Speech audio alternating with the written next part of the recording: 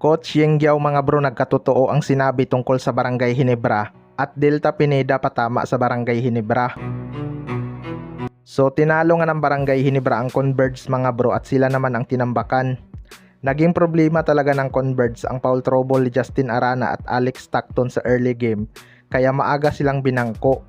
Pero sa interview nga kay Delta Pineda ng Converge mga bro, parang may patama nga ito sa Barangay Hinebra na pinapaboran di umano sila ng mga referee. Hindi niya naman direktang sinabi pero kung pakikinggan mo naman ang kanyang sinabi mga bro, yun talaga ang kanyang pinupunto. Masyado nga daw physical maglaro ang Barangay Hinebra pero yung Converge pa ang natatawagan ng foul. Pero kung titingnan naman natin sa replay mga bro, may contact naman talaga ang mga foul na tinawag ng referee sa kanila. Hindi lang talaga siguro nila matanggap na tinalo sila ng Barangay Hinebra. Alam naman nating may apoy pa ang panig ni Delta Pineda at Coach Tim Cone. Matatandaan na galit itong si Coach Tim Cone sa Converge matapos itong mabastos sa unwritten rules.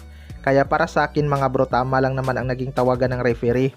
Aggressive lang talaga kasi si Japit Aguilar sa ilalim kaya laging nasabit itong si Justin Arana. Wala namang problema sa physical na depensa basta nagagawa lang ng tama. Kaya dapat mag-ingat din ang Converge sa susunod. Huwag nating i-discredit ang ginawang effort ng Barangay Hinebra para lang ma-extend ang quarterfinals. Sa kabilang banda naman mga bro, Coach Yengyaw nagkatotoo ang sinabi tungkol sa Barangay Hinebra. Ito ngang rain or shine ay muntik nang makalaban ang Barangay Hinebra sa quarterfinals mga bro. Kung nanalo ang Titan Ultra, Barangay Hinebra at rain or shine nga ang maglalaban sa quarterfinals. Pero ayon nga kay Coach Yengyaw mga bro, mahirap ngang kalaban ang Barangay Hinebra kapag playoffs dahil dito nga lumalabas ang kanilang tunay na laro.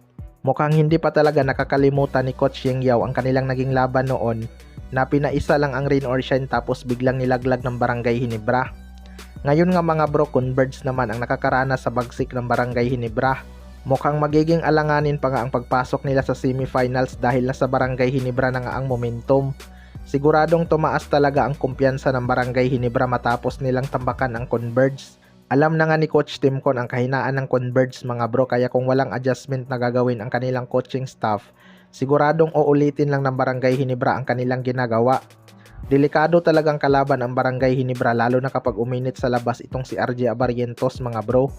Wala ngang magawa ang depensa ni Juan Gomez Deliano sa kanya at tinitirahan lang harap-harapan.